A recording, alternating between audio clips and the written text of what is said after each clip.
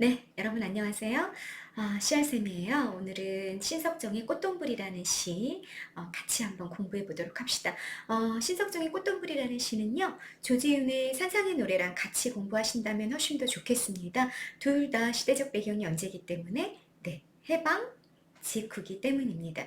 해방 직후의 시대적 상황을 다루고 있고 그 안에서 우리 민족이 이 황폐화된 조국을 다시 재건하고 일으켜 세우기 위해서 고민하는 그런 내용들을 담고 있는 시예요. 그래서 둘 다 상황과 대응 방식이 좀 비슷하다고 보셔야 되겠죠. 그래서 같은 생각을 갖고 있었고 같은 시대를 살아갔던 시인들이 어떻게 조금 더 다른 이야기들, 다른 목소리들로 그 자기가 생각하고 있는 시대를 좀 담아내고 있는지 이런 것들 관심을 가지면서 보면 되게 좋을 것 같습니다. 신석정이라는 시인은 일제강점 하에서는 이 비참하고 절망적인 현실 때문에 이 현실을 이렇게 막 직시하고 눈을 돌리고 있기보다는 막 이상향으로 다름질 쳤던, 그리고 그 이상향이 이분이 이렇게 노자 장자에 되게 영향을 많이 받으셨거든요. 도교 사상에. 그래서 그 이상향으로 설정된 것이 자연이었어요. 그래서 신석정이 정말 유명한 시다 그러면 어머니 그 먼 나라를 알으십니까?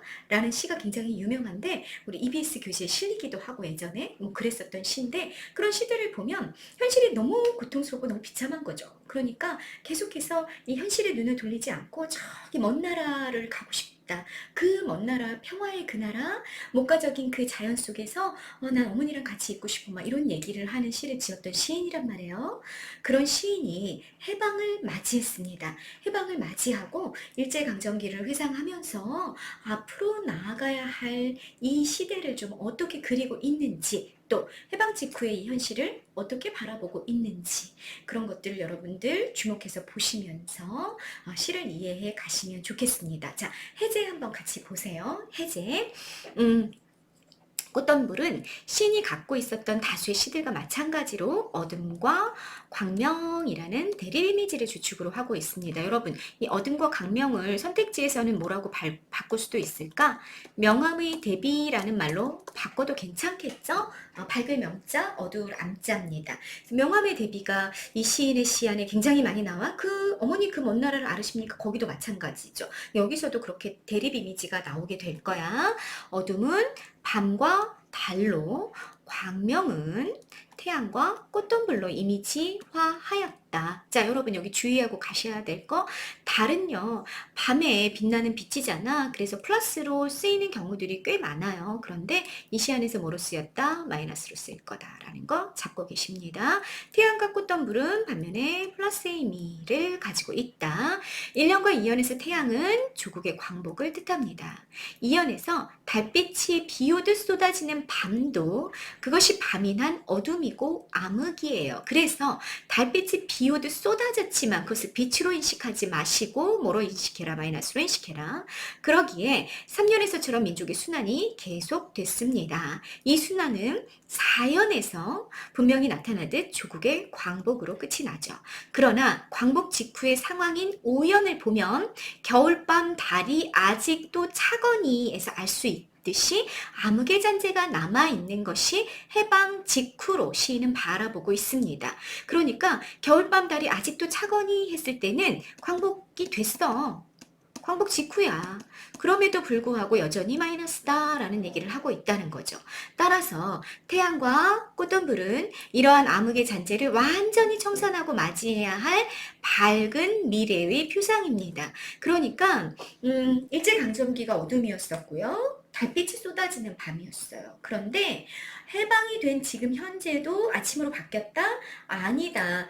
조지훈의 산상의 노래에서는 해방 전국을 아침으로 그리고 있었고 이렇게 환하게 이마를 환히 비추는 태양이, 햇살이 떠오르고 있었잖아요. 그런데 신석정의 시에서는 여전히 해방이 된 지금 현재도 겨울밤이에요. 겨울밤이고 달이 아직도 차다고 말하고 있는 중이죠. 그래서 태양과 꽃덤불은 우리가 앞으로 맞이해야 할, 지금 현재 맞이하고 있는 게 아니라 앞으로 맞이해야 할 미래의 모습으로 그려지고 있다라는 거 잡고 가십니다. 자, 1년과 2년의 태양이 조국 광복이었는데 조국의 광복이 되었음에도 불구하고 오연에 태양은 아직 오지가 않았다. 이렇게 생각하고 있다라는 얘기인 거죠. 우리는 이 시에서 일제하의 고통을 벗어나 해방을 맞이했으나 해방 후에 좌우 전국의 갈등으로 좌익과 우익의 이데올로기 갈등이 존재하고 있었다라는 걸 이미 조지훈의 산상의 노래에서 선생님 말씀드렸습니다. 그 갈등으로 아직 진정한 광명을 찾지 못한 민족의 고뇌를 보고 있다라는 얘기입니다. 또, 자, 3년에서 표현법, 점층, 열거에 의한 시행 배치는 일제하의 민족의 순환을 효과적으로 드러내고 있으며, 겨울밤 달과 태양의 대비는 현재의 암담한 상황과 미래의 이상적 세계와의 거리를 나타냅니다. 그리고 모든 것이 회복된 밝은 미래에 대한 간절한 바람이 이 시의 축을 형성하고 있다. 미래지향적이고, 현실은 어둡지만 여전히 미래에 대해서는 태양이 올 것을 기대하고 봄이 올 것을 바라고 있는 거죠. 낙관적인 태도 놓치지 않고 있다라는 거 잡고 가십니다. 자, 본문 핵심 정리 보십니다. 성격, 상징적입니다. 여기 나와 있는 자연물들은 그냥 실제 자연물이 아니라 상징으로 사용이 되게 될 거다라는 얘기고요. 지금 현실에 대해서는 비판적인 태도를 보이고 있죠. 겨울밤 달이 아직도 차다라는 이미지 생각하시면 되겠습니다. 독백적입니다. 말 건네는 어조가 드러나지 않을 거라는 얘기입니다. 주제, 바람직한 민족 공동체 수립의 염원이다. 최종 태도인 거죠. 오연에서 보이는 화자의 태도가 이거다라는 얘기입니다. 특징 보십니다. 유사 문장 구조의 반복이 있어서 운율 형성하고 의미 강조하게 될 겁니다. 또 상징 많이 나올 거야. 그래서 시어들이 갖고 있는 그 안에 감추어져 있는 내포적인 의미 잡을 수 있으셔야 됩니다. 과거, 현재, 미래의 시간 흐름에 따른 시상 전개 방식을 취하게 될 겁니다. 자, 구성 방식을 말해라 그럼 이런 개념어들이 가능하겠다라는 거 정도 보고 가십니다. 명암의 대립 이미지 아까 말씀드렸죠? 어둠과 밝음의 대립 이미지 주제의식을 강화하는 데 활용이 될 겁니다. 일제강점기와 해방 공간을 시적 배경으로 하고 있는 시입니다. 자, 구체적인 내용 점검해 보시죠. 태양을 의논하는 거룩한 이야기는 항상 태양을 등진 곳에서만 비롯하였다. 자, 1년입니다. 과거입니다. 일제강점기의 독립투쟁을 그리고 있는데요. 이때의 태양은 뭐다? 조국의 광복을 상징한다라는 거예요. 거룩한 이야기, 광복에 대한 이야기를 나누는 거였을 거야. 근데 그거는 언제 할 수밖에 없었어요? 여러분, 대놓고 하면 일본인들이 잡아갔겠죠. 그러니까 항상 태양을 등진 곳, 은밀한 곳, 어두운 곳에서 몰래 얘기될 수밖에 없었다. 어둡고 암담한 과거의 현실을 이야기했습니다. 2연입니다.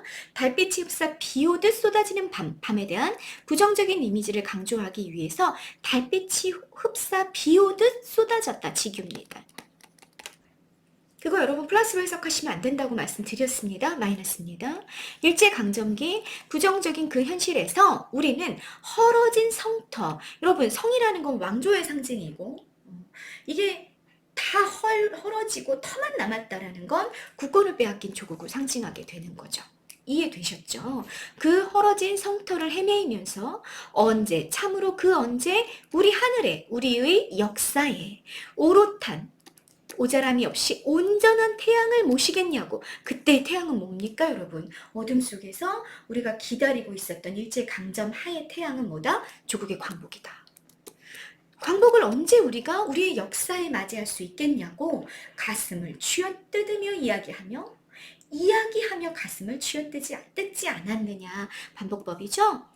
반복법을 통해서 여러분 효과 광복을 바라는 그 안타까움과 소망의 절실함 절박함을 가슴을 쥐어뜯으면서 이야기하고 또 이야기하다가 가슴을 쥐어뜯었다. 우리가 그렇게 하지 않았는가 이렇게 얘기하고 있는 중이죠. 반복법 말고 여러분 서리법도 쓰인 거 확인하실 수 있습니다. 자, 이연의 내용 정리해보자면 우리 조국 독립을 위한 의지와 그 안타까움과 그 절실함과 끊임없는 노력이 있었다. 그것이 과거의 이야기였어 라는 얘기를 하는 겁니다. 그리고 3년으로 넘어갑니다. 그러는 동안 그렇게 부정적 현실을 극복하려고 가슴을 쥐어뜯으며 이야기하다가 또 가슴을 쥐어뜯었던 그 시기 동안에 영영 잃어버린 목숨을 잃어버린 친구도 있었고요. 그러는 동안에 멀리 떠나버린 유랑하는 벗도 있었습니다. 내 친구 중에 누구는 일제에 붙잡혀서 목숨을 잃어버리기도 했고 또는 병들어 죽기도 했고 또 어떤 친구들은 이 조국에서 도저히 살 수가 없어.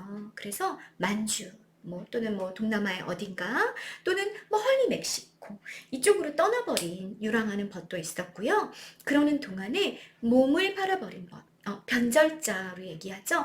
마음은 비록 뭐 뜻을 같이 하지만 내가 내 몸은 판 거죠. 팔아서 뭐 예를 들어서 일제가 뭐 이렇게 태평양 전쟁을 치르면서 강제 동원시켰잖아. 청년들을 강제 동원시키는데 여러분 그때 당시에는 그 이렇게 문인들 있잖아요. 뭐 이광수 씨라든지 뭐 이런 분들이 되게 거의 연예인급 스타들이었다고 그래요.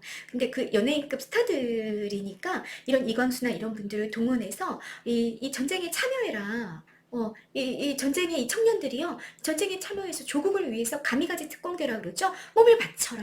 뭐 이런 연설을 하고 다니게끔 만들었단 말이에요. 그런데 내가 마음은 비록 그렇지 않아. 그러면 안 될 것 같아. 그렇지만 어쩔 수 없이 내가 먹고 살기 위해서, 우리 가족을 먹이기 위해서 내 몸을 파는 거죠. 내 몸을 팔아서 연설에 가는 거예요. 연설을 가서 뭐 최만식 이런 분들이 연설장에 가가지고 연예인급 스타들이었으니까 막 청년들이 막 이분이 뭐 연설을 한다 그러면 막 모여든 거죠. 그 청년들을 향해 태평양 전쟁에 참전해라 뭐 이런 얘기를 하는, 그렇게 몸을 팔아버린 벗도 있었고요.